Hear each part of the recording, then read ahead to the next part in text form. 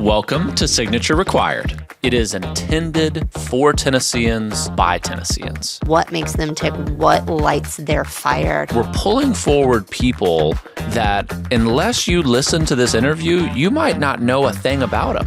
The heart of a Tennessean, the volunteer state, is serve, and we do so largely without self-promotion. And these are genuine people that get up every day and want to make art, or want to educate the nations, or want to have a heart of love in a way that makes a difference. Learn from 50 years of experience, take a nugget away, and then go share it with a friend. Brooks Herring, welcome to Signature Required.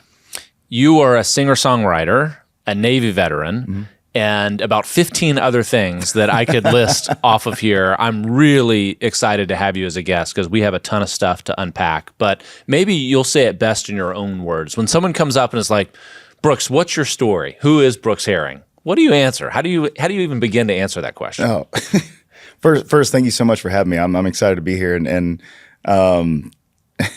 I ask them, where would you like me to start? Yeah, that's usually just, where would you like me to start? Because I mean, we can go way back to the very beginning, or like at the beginning of this part of my career, like this particular career, or some people end up on like, this is plan B or this is plan C, and I'm like, well, this is like F or G for me. Like, it's been a long ride. We help a lot of people tell their story, and most people, we go chronologically from the beginning, and that makes sense. People can follow it along. Yeah. I think you're an exception, and I think we actually should go in opposite order with yours, because most people, when they're seeing you now, they're seeing you downtown Broadway, they're seeing you on a stage, you're singing, and you have an incredible look that just immediately says, I have a story to tell.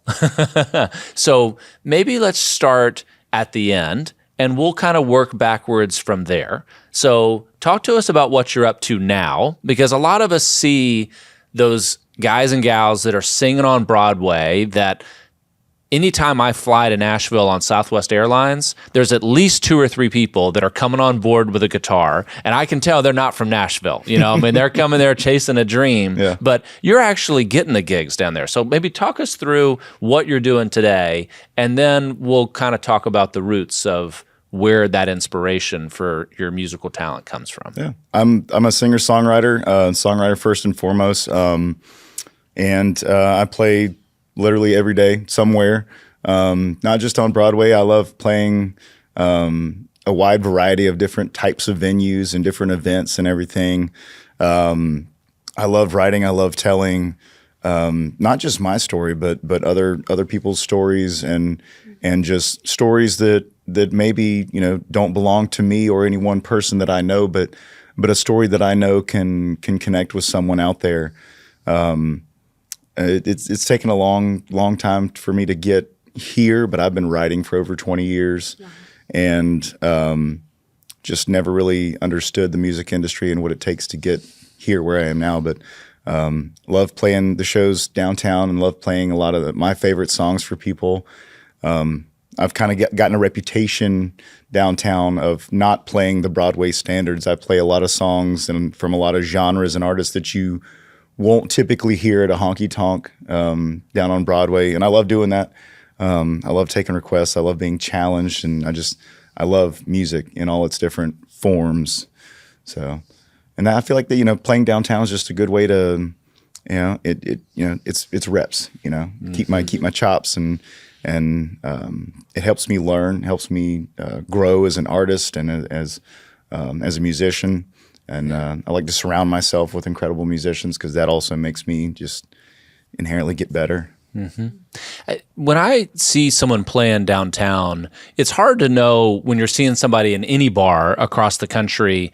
A lot of the impression is like, okay, that's the first step in their career. They're trying to make it, right? They're trying to get noticed by somebody. But it feels different in downtown Nashville, that those are not places that you can just walk in and say, hey, I want to play. I mean, you are doing something by that point in time that you even get to have the opportunity to get noticed. So can you just talk about some of what that world is like? Because for most that are never going to have the opportunity to play downtown, just talk through what it's like to even get the opportunity to play and what you're hoping for. Like if at the end of, you've got 2 shows tonight, at the end of one of those shows, what would have to happen that you would say, this is a freaking miracle, or this is the best thing that could have happened to me? Maybe walk us through that. Well, I feel like it's different from person to person. So I can't speak for every artist on Broadway, but I feel like for the most part, the majority of us started somewhere else. I started in South Carolina and had some sort of success, either in our hometown, home state, whatever, and at some point hit a bit of a ceiling in that region and got the idea, whether from yourself or from someone else, that I need to seek more. Like, I want to do this. I love this. I'm only going to get this far if I stay here. What do I do now? And of course, Nashville is Music City. And so this is kind of the Mecca. Once you've reached the ceiling wherever you are, it's like, okay, it's time to go to Nashville. Yeah. Especially if you're in country music. And then once you get here, Nashville is very much a network. The musician network and like the venue network, you've got to find a way into the network. You've got to make your way around to writers' rounds and go to these venues and meet people in person. I would say as a general rule, there's not a lot of success in cold calling and just sending emails to venues in Nashville because there is such a large concentration of great musicians here in this city that are already working downtown. Sure. Like they're not scraping around for someone to fill tomorrow's. It's not hard to find somebody. Right. You can throw an ice cube downtown Nashville and hit a songwriter, an engineer, a booking agent, somebody. You're gonna somebody that's in the music industry, which I love. But when I first moved here, I was very fortunate to have spent some time before moving here networking with people here. I have I call her my little sister, Shelby Ray. Was already here. She moved here like 7 months before I did. She was already on the ground. She was already here playing. She's absolutely incredible. She was deep into the network. Kind of followed her around and made as many friends as possible. And it's kind of a snowball. You play one show, and you better show up and give it everything you got, and then. If you've got the chops, then they're like, okay, we're going to book you again. Yeah. And then you play there again. And then somebody from another venue hears you and they're like, huh, you're new to town, huh? Like you sound good. We'd like to book you. And then you got 2, and then it becomes 3, and then it becomes 5, and then it becomes, and if you've got the chops and you've got the drive and you put in the work, you can get to a point where there are 10 to 15 plus people that are reaching out to you saying, hey, what do you have available? Yeah. So when can I get you this month? You came and you had a friend here already, and that helped a lot. Very much. What is the culture like among singer-songwriters downtown? Because I could imagine it being like a fraternity sorority where it's like you guys are all in it together and you have this shared experience and no one else understands what it's like. Or I could imagine it being like Hunger Games. Cutthroat. And you're all running to the cornucopia and you're going to shiv somebody to your left and right. So cutting people's cables so they're performing. And maybe it's both. And it depends on what group you're in. Yep. And I mean, I will probably use this answer more times than you'll want me to, but it depends. Yeah. It really does. It depends on your group. It depends on the people that you associate with, and it really depends on their mindset. There are a lot of us who believe that all ships rise, and we're here. We're in this together. There is no foreseeable limit to the amount of music that we can consume. None of us know when the world's going to end. For all I know, there are billions of ears right now listening to music. And they will listen for the next 3 minutes-ish to a song, and then there will be another one, and another one, and another one for years and years to come. I don't see it as a competition. You want to release music? Let's do it. I want to help. I want to release music. You want to release music. We all want to release music. Let's do it. Let's just fill the world with music. Music is life. And I mean, music just makes this world so much more beautiful. Art in general makes this world so much more beautiful. And so a lot of us view it that way and believe that this is, this is one team, one fight. And with my military background, I really, strongly believe in that. There will always be, those who see it as a competition, who like, I've got to make it before you do, and I've got to do this before you do, and I've got to try and do this so that you can't do it. There will always be those. But I don't feel like that ends well. I don't feel like that ever ends well. Kind of like in the Hunger Games. That doesn't. You need some kind of faction. Yeah. Well, that feels really entrepreneurial to me, and I think that that's something Spence and I can really resonate with. Is you want to put what good you do out there. For us, it's teaching. For us, it's trying to build community and teach things and try to. Gosh, if we've learned something the hard way, why on earth would we not share? Because then you're going to learn something else the hard way, and then when we pool all of our knowledge together, we can all be more successful in the businesses that we create, and we can all hire more people, and we can all support more of our communities, and it just gets better and better. So I really resonate with what you're saying, but in art as in business, not everyone feels that way. So I get that. But you didn't always imagine yourself maybe even doing this full time, right? Never. So let me get this straight. Tell me if I have this incorrect. You finished school, you finished a doctorate, and then the next month started singing professionally full time. Is that correct? Close. Fix it. I mean, it depends on your definition of professional, I guess. So I started my bachelor's in exercise science at the University of South Carolina in January 2015. I started playing professionally, like I was getting paid to play while I was doing my undergrad. I started on the drums. I was playing drums for a guy named Jesse Moore. And he played a lot of country music, and I would get up and I would grab his guitar and I would, play during his breaks or whatnot. And I started booking some gigs as a solo artist. And when Jesse decided to retire from music, to step away from music, he was very much all ships rise and was just all those venues. He was like, book Brooks, give him those gigs. So I started doing that more. But for me, it was like, 2 or 3 a month, maybe 4, if it was a good month, and I was focused on school. And it was the summer between, I graduated in May of 2018. I didn't start the PT program until August of 2018. So it was that summer. I didn't want to spend a month looking for a job that I was going to quit a month later. Sure. So I just decided to, let me start marketing myself. Let me really just see what I can do with this. And by the end of that summer, I was playing 6, 7 shows a week and making great money.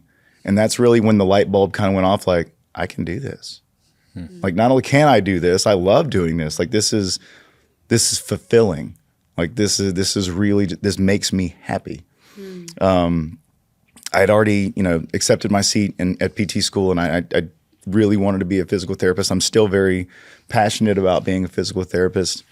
But I went to PT school, and I spent a lot of that next 3 years kind of laying the foundation for a career in music and trying different things. I did more traveling. I started writing more, because I started writing at 14, but it was kind of in waves. And I created a website, got a logo made, trademarked that, started getting merchandise made, just all the things that you want in that foundation, I did over the 3 years. And so when I graduated PT school, it was like, I'd spent all that time not just preparing, but deliberating and, just making sure I knew this was what I wanted to do. And so I graduated in December of 2021, and in January 2022 announced, hey, I'm going full time with music. So usually that goes in the opposite order, right? I mean, usually people try the music gig and it doesn't work, and they're like, it turns out I do like to eat, and I do like to be able to afford a roof over my head. So maybe I should go to school, but to do it in the opposite order. So as we're rolling back the clock on your story and how we're telling this story, what led you to believe that you wanted to go to PT school, knowing that you had musical interest all along? What was the inspiration to say, okay, I want to go to school? Well, music's always been a part of my life. I started playing trumpet in the 6th grade. And and then moved to the drums, and then learned to play the guitar, and then started writing and singing. I started writing poetry when I was in elementary school. So like when I started playing guitar and watching my cousin Chris Jones, watching him play and write and everything else, like it just kind of came naturally for those two to come together. It's always been a part of my life. But I didn't grow up anywhere near Nashville. I didn't grow up anywhere near. I grew up in Conway, South Carolina, nowhere near a big city. I didn't know anything about the music industry. I didn't know what it meant to be a songwriter. I didn't know what it meant to be an artist. That was so foreign to me. I listened to the radio, but for all I knew, those people, lassoed a shooting star and, ended up on the radio. I knew nothing. So from the time I was young, well, first of all, I mean, my dad was in the Air Force. I'm a military brat. My brother and I spent our entire childhood running around in the woods in his old camo uniforms, playing sniper hider, and just he and I were both in JROTC for 5 years. Like we What is that? Just for people that Junior Reserve Officer Training Corps. So it's like the high school equivalent of what you'd see ROTC in college. It's a military program. Like it was Navy JRTC, so there was naval education, there was marksmanship, there was physical training, land navigation, just there all the color guard, drill. There were all the things that you would find in the military, but at a high school level. And he and I both excelled in that, and like we were preparing for a career in the military from the time we were yay high. That was always plan A. That was always my mission. And so music, I was always passionate about music, but that was my direction.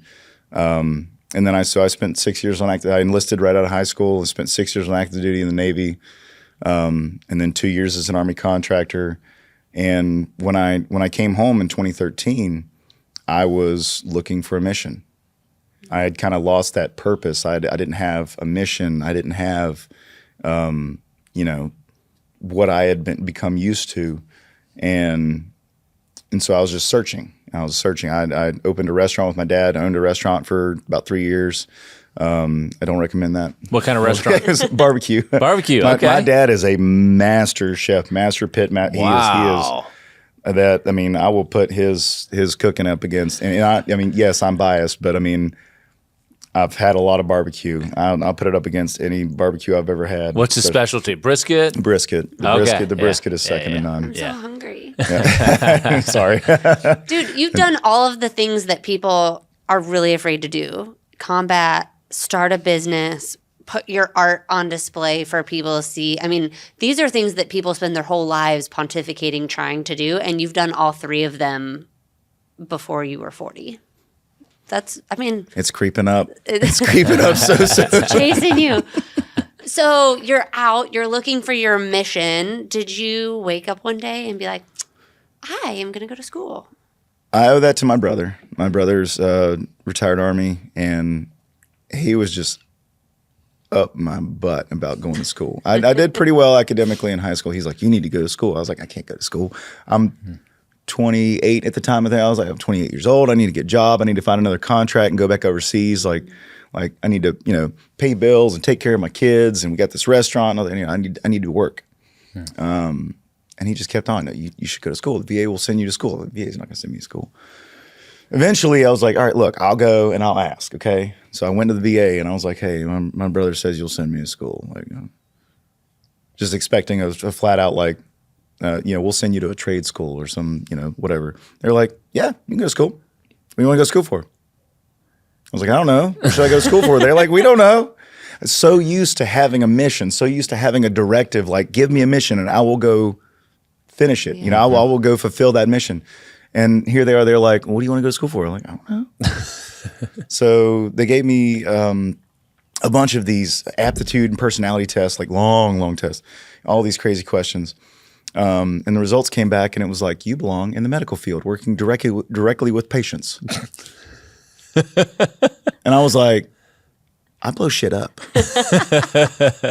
I shoot things. I teach people to shoot things. What? But that was what, the tests came back, and that was kind of the result. And I was like, well, trust the process, trust the research.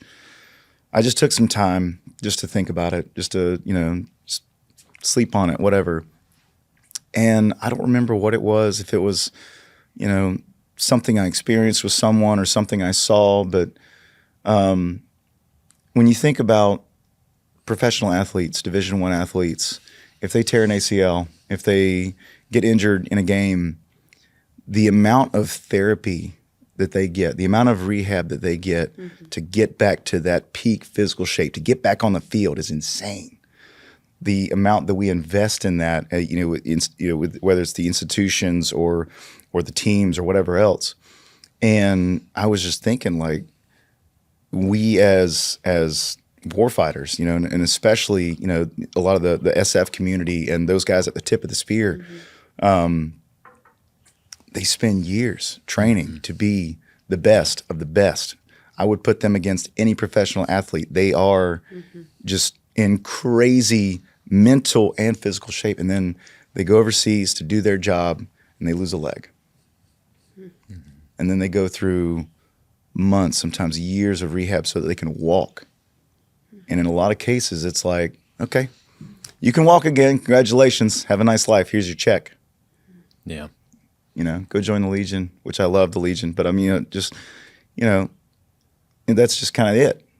And so the thought, the epiphany that I had was we should offer the same level of physical therapy and training to those tactical athletes that get injured that we do to any professional or Division I athlete. That should be available to them so that they can get back to that peak. Obviously, I can't even say that. I was going to say, like, if you lose a leg, you're not going to be back to the same shape. But there have been instances where men and women have lost limbs and have gotten back to the same relative level of fitness, and ability. And so that was my epiphany. And so let's keep rolling the clock back through that. So you're in the Navy. Your family, your father was in the Air Force.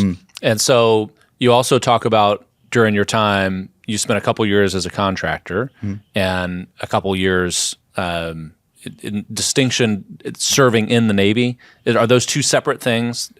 Okay. So walk us through, just for those that don't know the distinction like me, what is the distinction between being a contractor, the types of jobs that you're performing there versus serving in the Navy? And then just talk about why Navy when your dad was Air Force. Go Navy, beat Army. So I was in Navy JRTC. My instructor and the man I consider to be like a second father to me, Master Sergeant Howard Brantley, was a Marine, and he was definitely a big part of making me who I am throughout my high school years. But so it was Navy JRTC. When I graduated high school, the Navy was what I knew. I put my heart and soul into it, and I knew the Navy. I knew naval history, naval science, like I knew it front, back, side to side, up and down. Like that's what I knew. And with that many years of JRTC, I was guaranteed E3 out of boot camp. What is E3? Seaman. So I mean, the pay grade. So E1 through E9 are the enlisted pay grades. And then you have warrant officer pay grades, and then you have officer pay grades, 01 through 010, and it's your rank and how you're paid. So you got a jump start coming out. You got a big jump start. Yeah. I wanted to be a SEAL, like every gun ho young man wants to do. I wanted to be a SEAL. Also got offered a nuke contract. I aced the ASVAB, so I got offered a bunch of. They tried to get me to go on a sub. I'm 6'2", so Yeah. I took a tour of a submarine and hit my head like 10 times. I was like, I'm not living like this. There's no way. There's no way I'm getting sunk underneath the water in this thing for 6 months at a time. No, I haven't. But I went to MEPS at Fort Jackson and failed the color vision test 7 times before they kicked me out of the room. So there was no way I could do what I wanted to do. And so it was basically like, hey, you can join now without a job, undesignated, or you can wait like 9 months to get a different job. And I was ready. Like, I mean, this was just a couple years after 9/11, and just a lot of my friends were already over there or on their way. And I was just like, I got to go. Like, let's go, whatever. Undesignated, sure, fine. So I went to boot camp. My lead RDC was a Fleet Marine Force corpsman, Chief Acasella, legend, absolute legend. And I just spending that time with him, I was like, okay, well, I want to be a Fleet Marine Force corpsman. I want to be like Chief Acasella. And Corps School was locked up. So many people joining as corpsmen, like they were like, oh yeah, people are on like a 4-year waiting list to go to Corps School. But the Marine Corps was literally dying for FMF corpsmen. Like there's tons of people going to Corps School, but nobody wanted to be FMF. Nobody wanted to be on the front line. And I was just like, show me where to sign. Like I will sign a contract right now that I will go to FMF school and I will be an FMF corpsman, you know, if you can just fast track me. They're like, no, not gonna happen. Wow. So I ended up just being undesignated, ended up graduating, but then shortly, and because I joined as an E3, because of ROTC, I was able to take the rating exam after only 6 months of being in the Navy. So I got to work in the Armory a lot and fell in love with working on guns. And I took the gunner's mate test like 6 months after being in. And there's a lot that happened in that time. I ended up getting frocked as a GM3 in DCUs on my way to Iraq. In January of 2006, a friend of mine that I went to middle school and high school with, Anthony Chad Owens, he came home on mid-tour leave from Iraq and had so many awesome stories. And he was dating my sister at the time, and we hung out a lot. And just I felt so worthless because of everything that he was over there doing, and I had not done a damn thing. You'd signed up for it all, but just couldn't get your way over there. Yeah, I was like regretting joining the Navy. I was like, I should have joined the Marine Corps. Or I should have joined the Army. I should be over there. And he went back after his mid-tour leave and was killed in Baghdad 2 weeks later. And that sent me down a warpath. I burned bridges at my command to get what were called IA orders, individual augmentation, to go and join the Army. Well, not join the Army, but to basically like give myself as a sailor to an Army unit, you know, to go to Iraq. And by May, I was leaving for training, and by August, I was in Iraq. Basically, like, get me over there, whatever the cost. I'm going to burn any bridge. Yep. I need to be there. Yeah. Do you feel like that was the grief of, because you were so young still, right? You were just out of high school. It was all you knew. You were ready to fight. Do you think that it just clicked in your brain and you're like, I just have to get at them? They hurt my buddy. Grief, guilt, like just a feeling of inadequacy, just all the things. Yeah, it was a lot. It was a lot. And then, you know, I spent a year over in Iraq and still didn't feel like I did nearly enough. And so I kept volunteering for orders. I got orders to go to Afghanistan that got changed to Africa.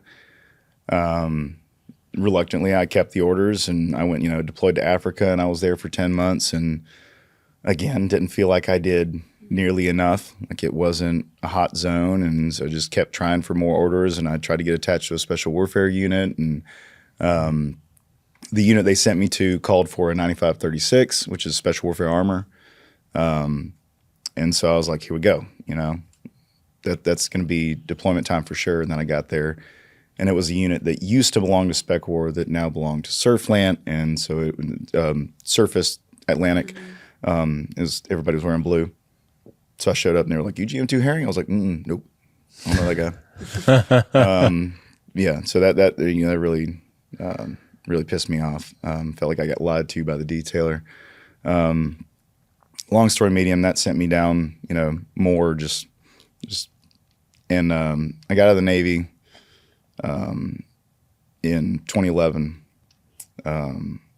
and that summer I drank more and did more drugs than I care to admit. I again had lost that mission. I didn't have a purpose. I was bartending. I was just being a degenerate, Were you doing music during this time at all, or did that go away too, where it was like... I was, but I wasn't. Okay. I had guitars in my room. Like when I went to Iraq, I mailed myself a guitar, and I played it in the bunker, and I learned some cover songs and recorded my first song in Iraq in my little Toshiba laptop, little voice recorder app, just me sitting there in my pod, just playing guitar and singing. And, you know, I did that the whole time I was over there. When I came back, it collected dust. When I deployed to Africa, I took that same guitar, mailed it to myself, and I played that same guitar.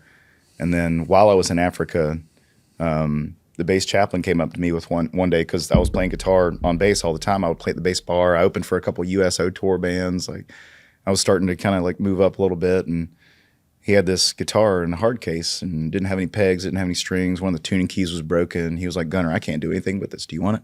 This one. That one right there. Wow.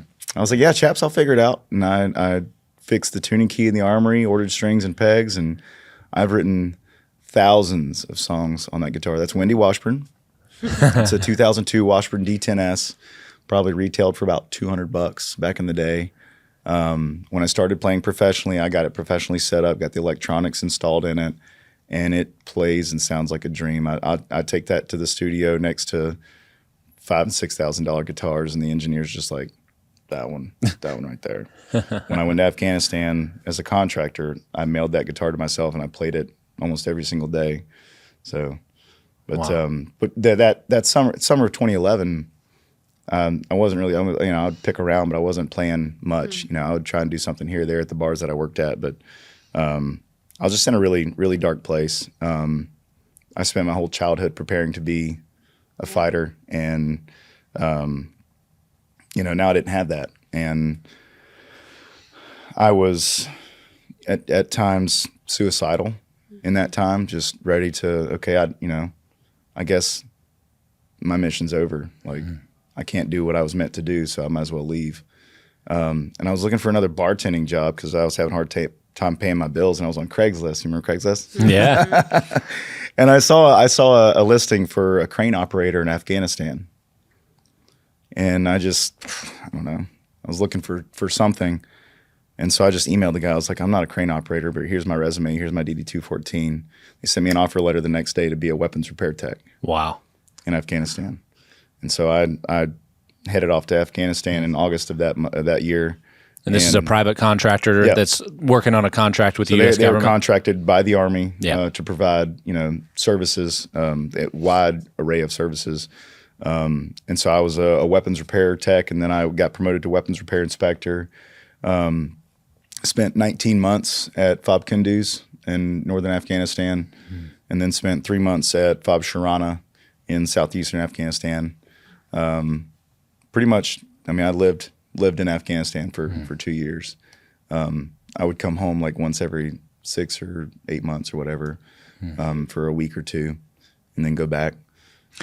Was that close to the most activity that you had seen during your time of the Navy? Did you see more as a contractor in terms of, I mean, those are hot zones and activity there versus? Yeah, it was a lot. I mean, I spent, because eventually my purview, I was responsible for all the weapons, just about all the weapons in RC North. And so I was on a helicopter every other day going to a different fob. So I was flying all over the place. I'd be, you know, at Kilagai, Imam Sahib, Fortitude, Mazar-i Sharif, just like all over northern Afghanistan. Just I would inspect, I would order parts, I would write up work orders, I would come back. Then I would come back when I had the parts, and I would fix all the weapons. And just got to spend a lot of time with all those soldiers, American soldiers, Germans, Swedes, Nords, Brits. I mean, just like Aussies, like everybody that was over there. Got to spend a lot of time with a lot of different units, and I work on a lot of really cool stuff. That's what I was gonna say. I bet the gear that you got to see over there was just incredible. Really cool. Yeah, working, you know, sometimes with the ODA guys and some of the cool stuff they had. The EOD guys were always really cool. Worked out with the JTAC guys a lot, and just, you know, I was me again.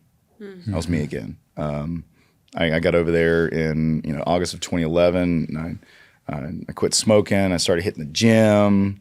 Like, just, you know, started playing music a lot more. Like, I would be in the Armory every single day with my guitar, just, you know, jamming. I would play at the USO for people, and I started.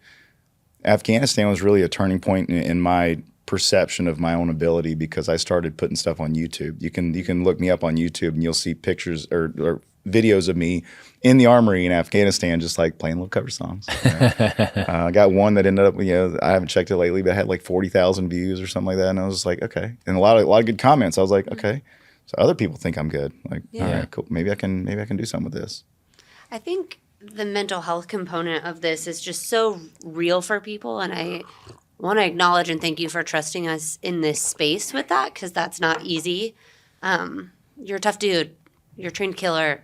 You specialize in weapons, and you're a BA singer, right? You're doing all these things. So I feel like to open up about that mental health aspect is really a special thing that you're capable of doing. And so thank you. I do want to ask, you said you were back. So you had this dark place, you came home, and then you were back. What changed? Was it mission? Was it purpose? Is that something that you've gotten to keep with you because you seem really passionate and like you're doing great now? Or did it go back down again when you came home from Afghanistan? What has that journey been like? It was having a mission and a purpose. It was. And for the longest time, I had a very narrow vision of what that mission and purpose was. And that was to be a weapons specialist, to be as close to the front line as possible, to be overseas, to be a warrior. I wanted to die in uniform. That was like, even as a kid, that was my dream, which is kind of morbid and weird as a kid. Carried off on your shield, right? That's what I wanted. Yeah. And I had this narrow vision of what my mission and purpose had to be and what it was. And when I came back from Afghanistan, I fell into a lot of that darkness as well. I opened the restaurant with my dad, and I was very busy with that. But that didn't fulfill me. That didn't make me happy. That was his dream, and I wanted him to have that. And I was just kind of there to help facilitate. But I needed to find something else. And, going back to the rehab for, deciding that I wanted to become a physical therapist to help veterans recovering from combat trauma, that was kind of when that narrow vision started to widen a little bit. That was when, okay, if that can't be my mission, if that can't be my purpose, I want something comparable. I want something that makes me feel like I'm still serving. And so I went to the VA. I went back to the VA, and I was like, hey, again, expecting to get turned down flat on my face. I want to be a physical therapist. And they were like, okay. Good for them. I was like, well, where do I go? And they were like, we don't care. And I mean, I was, like I said, I was raised in Conway, a lifetime Gamecock fan. My dad's got pictures of me like sliding down the slide as a little kid with my Gamecock t-shirt on. God bless, through the 90s and early 2000s and everything. But it just happened to be in Columbia, South Carolina when all this was happening. I was like, can I go to USC? The real USC. Yeah. we were a school before they were a state. And they're like, yeah, go. And I was like, man, that's wild. But then doubting Thomas is still in there. I was like, there's no way I'm getting accepted to USC. Division I school, big, awesome school, like amazing exercise science program. Like, there's no way. They're not going to accept me. I took the SAT in 2003. Like, I'm not taking that again. I applied, and they accepted me as a transfer student because of my military credit. Wow. And so I got in, the VA's on board. I'm like, I'm going to orientation. It's getting real. And I'm just still just like in my own head, like, I haven't been to school in 11 years. I'm going to fail. And let me just, I am a failure. I am a failure. So many times over. And that's what's made me strong, is failing and failing and failing and refusing to lay down afterwards. But that was in my head, like, I'm going to fail again. Like, and then I got through my first semester of classes and had straight A's. Wow. And that's where that widened a little bit more. And like the little switch was like, kind of like, good at this. Yeah. Not just I'm good at this, just more like, shut up, put your head down, make it happen. New mission, attack it, make it happen. Yeah. I graduated summa cum laude with leadership distinction and got accepted to PT school and everything.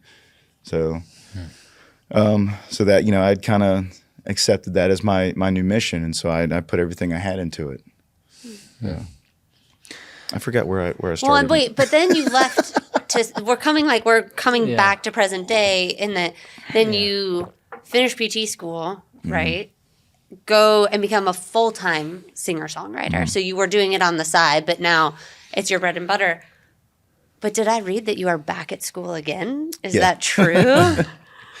So like I was saying about our artists coming here, you find some success in your hometown and then you kind of hit a ceiling. I had already been playing all over South Carolina and traveling while I was in school. And in 2022, I went. I was practicing part-time as a PT, but I was focused mostly on music, and started releasing music. And it didn't take long for me to hit the ceiling. And June or July, something like that, I got a call from the VA, and he was like, "Hey, I just wanted to check in on you, see how PT was going." And it's awesome. I was just in my feels or something. I was like, man, I'm gonna be straight up with you. I am practicing part-time, but my passion is with music, and I'm pursuing a career as a musician. Wow. He's like, man, that's really cool. You still got 36 months of Chapter 33 eligibility if you want to go back to school for music. And I just remember being like, shut up. There's no, I just went to school for 7 years. There's no way. He was like, no, that was Chapter 31. This is Chapter 33, different pocket. And so immediately just wheels start turning, and I immediately just looked at South Carolina like that's my alma mater. That's, I'm established in the community. Start looking. They have a music industry studies program. And then there was like a voice in the back of my head that was like, do your due diligence. Look around. Do what's best. Look around. So I started just like Googling music business, music, all this kind of stuff. And of course, Berkeley shows up and everything. But in the top 10 consistently, music business, Belmont University, Nashville, Tennessee. I was like, wow, wouldn't that be something? Yeah. To be in Nashville. And to rewind just a little bit, while I was in PT school in March of 2020, I got to come to Nashville for the first time because of a program called CreatiVets. CreatiVets brings combat veterans to Nashville and to their partner locations across the U.S., and pairs them with songwriters and with mentors to tell their story through a song. And I got to experience that. And I got to experience Nashville. And I got to experience a writer's round and a studio and the music industry. And that was just, I was like, I have to be here. I have to find a way here. I don't know how, but I need to find a way here. And so, I got off the phone with the guy with the VA, thought he was full of crap. Went online, applied for Chapter 33 benefits, got the letter in the mail. Yep, 100%, 36 months, Chapter 33, wherever you want to go. Wow. I was like, wow. So I applied to Belmont and got accepted. And so January 9th of 2023, I had a farewell concert in Columbia. And January 10th, I drove here. And January 11th, I started classes at Belmont. I was a music business major. In February, I found out there was a songwriting program.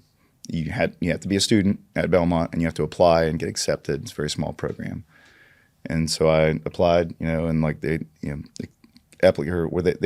let you know by the end of February. They waited till February 28th. I was like, oh God, I didn't get in. I'm not good enough.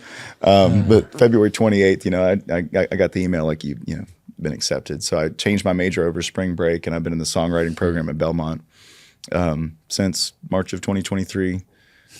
Absolutely love it. The network is second to none. I've been able to take recording classes, audio engineering, DAW production, just songwriting, music business, just all learned so much about the industry and been connected with so many amazing people just as a part of being a Belmont student. So. You would be my phone a friend on Do You Want to Be a Millionaire? Because the pockets of intense, deep knowledge that you have from like military history, Navy history, physical fitness, the body to music is profound. Gamecocks too. Yeah, sports. So we'll do all the things. I wonder though, on a deeper level, you said, oh, I'm not good enough. I may not get in. Have you reached the point where your brain stops telling you that? Or are you still waiting? I find myself seeking validation on a daily basis.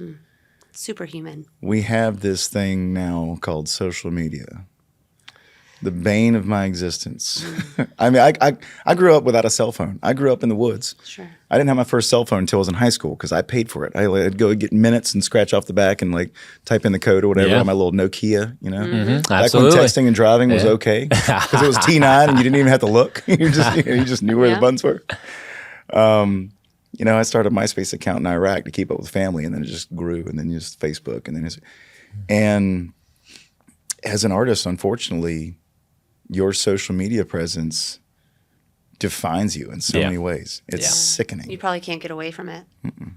Yeah. And I feel this constant need to create content and to post content and to do this and to do that and try and get more followers and more views and go viral so that someone actually notices me.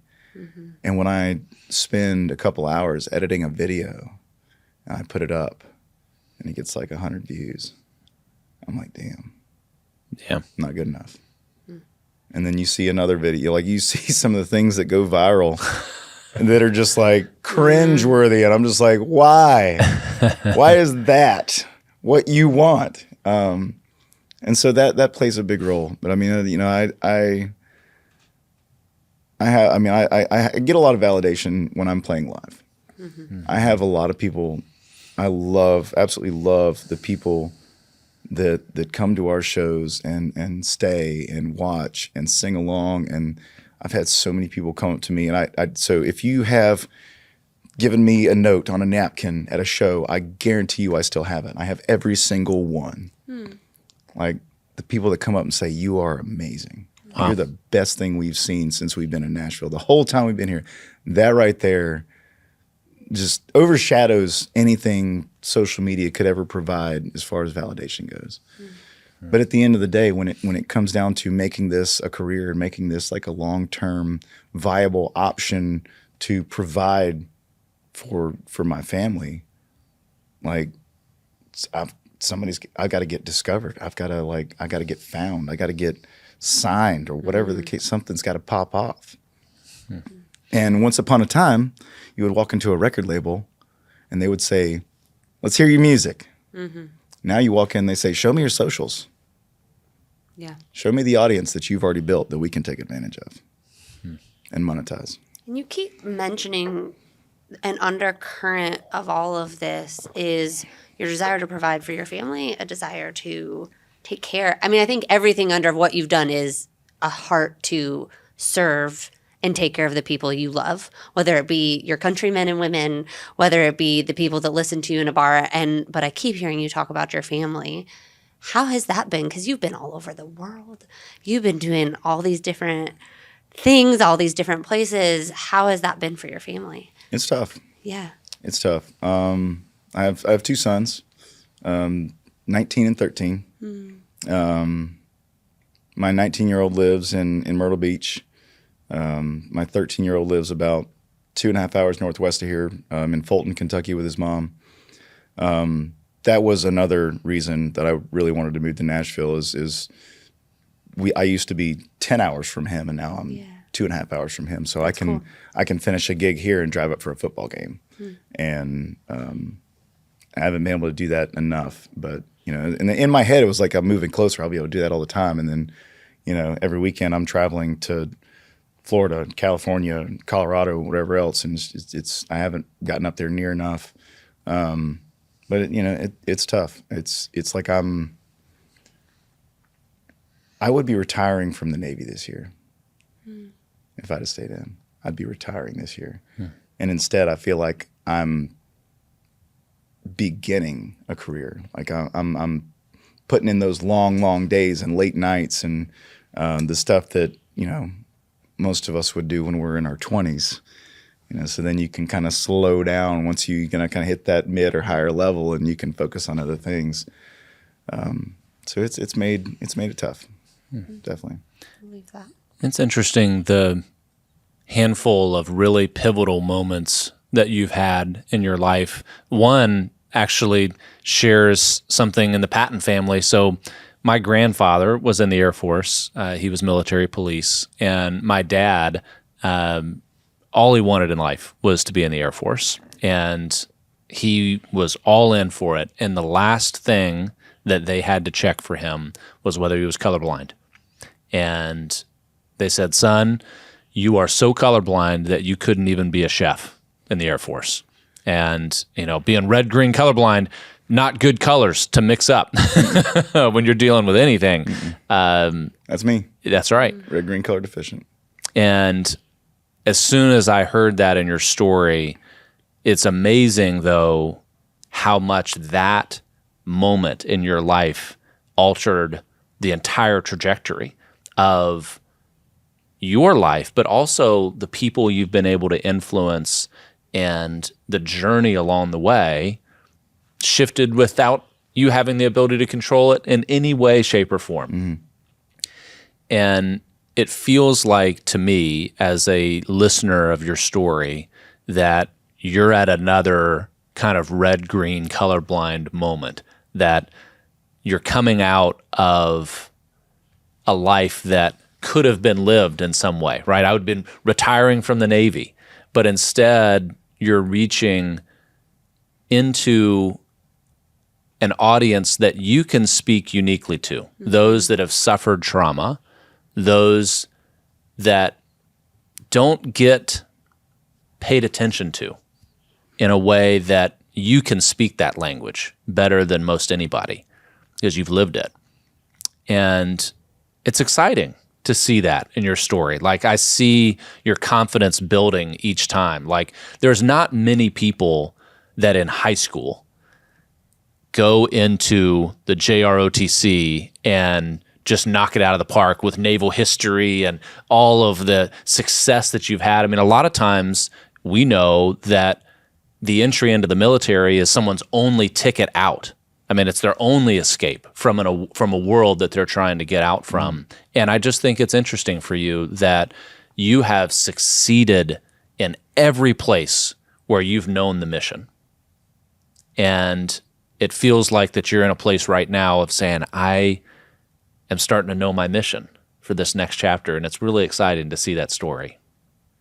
I appreciate you sharing it in the way that you have, because it gives other people permission that all of us have that imposter syndrome on the inside. It looks different. The voice sounds different, but each one of us sit around saying, when is somebody actually going to figure out that I'm not the guy that everybody thinks that I am?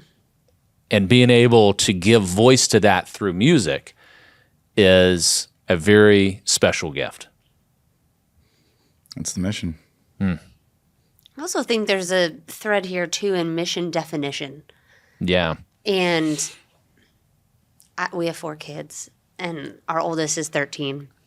And I just look at them and their peer group and how often they're struggling to know what their mission is at such baby ages, you know? And I've got kids that are like, well, I need to figure out what class I'm going to take because I got to know what college I want to go to and what I want to do with my whole life. And it's like, baby, you're an 8th grader. and I think you had some of that in the sense, too, that you felt like you knew the mission from the time you were an 8th grader. You were going to go to high school. You were going to go to ROTC and do this. But gosh darn it, life never quite turns out for anybody what you think it's going to be in 8th grade. I thought I knew the mission. It derails. It I derails. had And my I idea think of what the mission was. the greatest skill set that you have shown in your grit that I also want to try to teach my children is mission pivot. And to never be counted out, it's never, ever, ever going to look like you thought it did. Right. Never, ever, ever. If somebody had told me, it may look really cool, but if someone had told me that this is the chair I was going to sit in someday, I would have hid. I'd have been like, that's the scariest. I'm not doing that. And I just don't think that God tells us what's next because we would hide. I think that when we come to what the pivot moment is, we have to trust that we have everything we need to take the next right step at the pivot. And I think that, like Spence said, you give voice to that, but I also think that you will inspire everyone that you write for and that you talk to and your children, that maybe they didn't understand every pivot as they lived through them with you, but that the grit of pivoting on the mission is really all that it takes for a well-lived life. Yeah. As you've talked a lot, just, before when you were saying, I'm a failure. Right. And you said it like 6-7 times in a row. And it kind of hung there for a second. And I was looking over at Carli. I was like, this guy's not a failure. There's every reason to talk about success. But I think what you quickly said afterwards was that you've learned to pivot out of failures. And that is huge because so many people, everyone is going to fail. And if you live in that place of saying, I'm a failure, and that's the end of the story, then that's a disaster. It's a tragedy. And no one's potential is really achieved from that headspace. So, Brooks, we have a tradition that we do at the end of each of our podcasts where I read 3 sentences, and there's a blank at the end of the sentence. We haven't given these to you ahead of time, and we just want to know what the first thought is that comes to your head. So when I read makes this, me nervous. that's right. Yeah. It makes everybody nervous. You're going to knock it out of the park. So I'll read it. It's a very short sentence, and then you just repeat the sentence back. People ask me that. Do you like surprises? I'm like, it depends on whether or not I need to put it on my calendar. Like, You're good. You're good. So I'll read it. You can read the sentence back to me, and then fill in the blank. Okay. Music has the power to blank. Music has the power to heal. Isn't that the truth? You've displayed that. My time in the military taught me blank.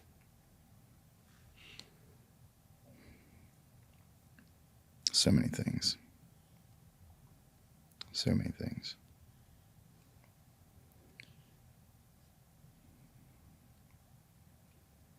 That is a tough one. Mm-hmm. There's so many things that I could put there. My time in the military taught me humility, resilience. That's good. To truly support veterans, we need to blank. To truly support veterans, we need to give them a voice.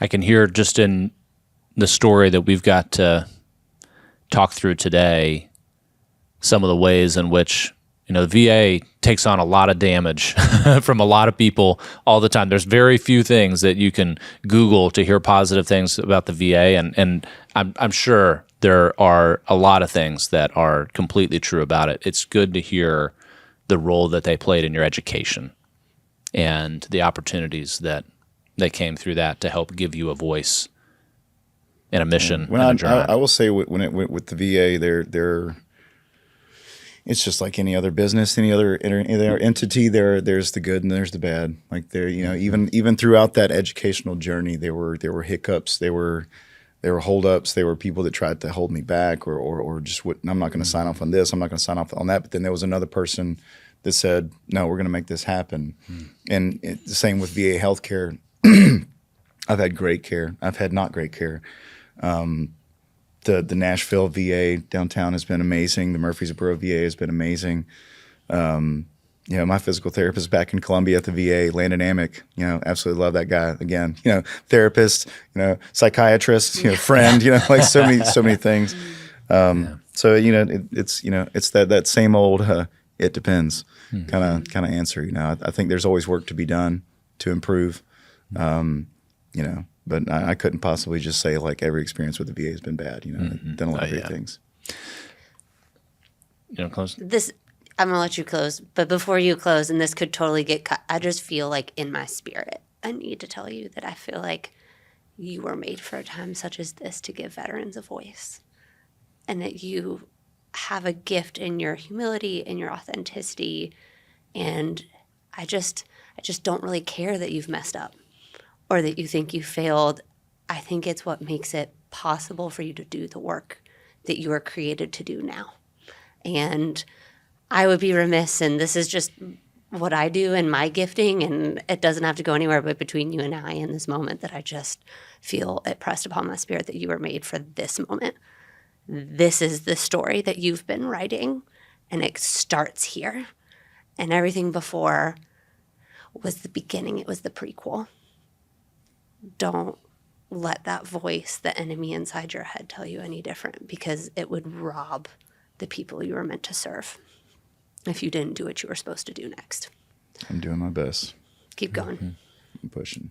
We didn't even get a chance to touch on sobriety, but You're going to come back. You're going to be back after you write a few more chapters. You're going to be back. So that's been the chapter of the last year. Most of the last year has been the struggles and successes with sobriety and harnessing that to make sure that I stay on track to do exactly that. Good for you. Good luck tonight performing downtown Broadway this very evening. And I think it gives all of us a really good perspective that on that stage with the guitar, behind the drums, wherever those artists are at, there's a real story. And giving that opportunity to hear that story is just more encouragement to give voice to as many people as we can. And I really am excited that you've been so real and so authentic with us today to talk about yours. And I know it's going to inspire some people that needed to hear it. Hope so. Thank you for being here. Thank you. Thank you all so much for having me.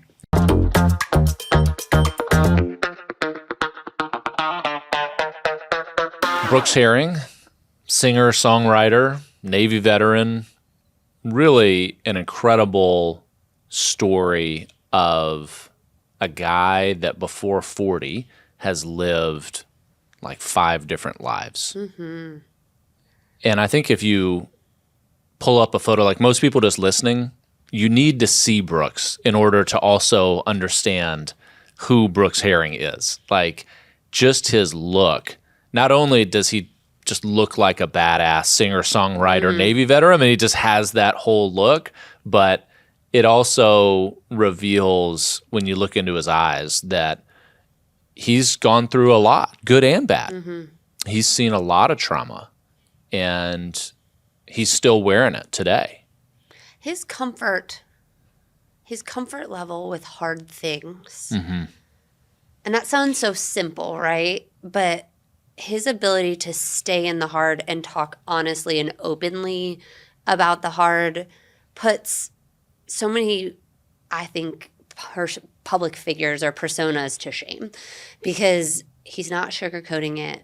We got into it about his family. At the end, he was talking about his sobriety, about how he burned bridges while he was in the military, which is the one thing he thought he was ever going to do. But he was willing to say hard things and be comfortable, not in a self-deprecating way and not in a feel bad for me way. It was just a very genuine, like, yeah, that kind of sucked. I would do it different if I knew better, but I guess I'm here now. And it's hard to call a conversation that is that deep and that broad and intense refreshing. But I do find myself leaving talking to Brooks feeling refreshed by the candor of that. You and I both love the Enneagram, and not everybody listening will know what that is. They should read about the Enneagram. It has given us a common language to understand people's personality at a level that has served me in business and personal in so many ways. But he is so clearly a 4 on the Enneagram. And for those that aren't familiar with it, a lot of the most gifted artists are 4s. And that personality has this unique ability to sit in the awkward, in the uncomfortable, in the traumatic, and be able to see it not as something uniformly negative, but instead to see it as part of the scars that allow them to be uniquely who they are today. Yeah, it's beauty in the pain. Beauty in the pain. And you and I were actually laughing about this over the weekend. I'll just say it. There's no way to preface this one. We had a family, my parents' dog had to be put down over the weekend, and our daughter that was all in her emotions kept going back to it and crying at just like really hard moments. And my sweet 10-year-old loves animals so much, and she just really couldn't get through the pain. And I just so learned my deficiencies. I am a 2 on the Enneagram. 2s are the opposites of 4s in that we are completely uncomfortable with the painful moments. And I found myself very much coming up short in a mother in my empathy because I wanted to care for our daughter. And I got so uncomfortable at one point that I started laughing and I couldn't stop. And there's a syndrome for people like me. It's a problem.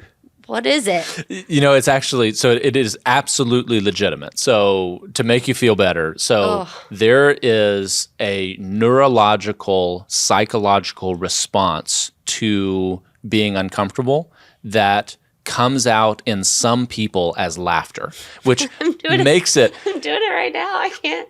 10 times worse because, you see this just in really rare moments where it's at a funeral or it's when someone gets badly hurt. The last thing that you're actually doing is laughing, but it's your body's way of trying to deal with what is an incredibly stressful moment for you. And it was 3 days of her being devastated. And I had tried everything I knew how to do. And I just felt like the worst mom in the world because I couldn't stop. And I was just so sad that she was so sad. Yeah.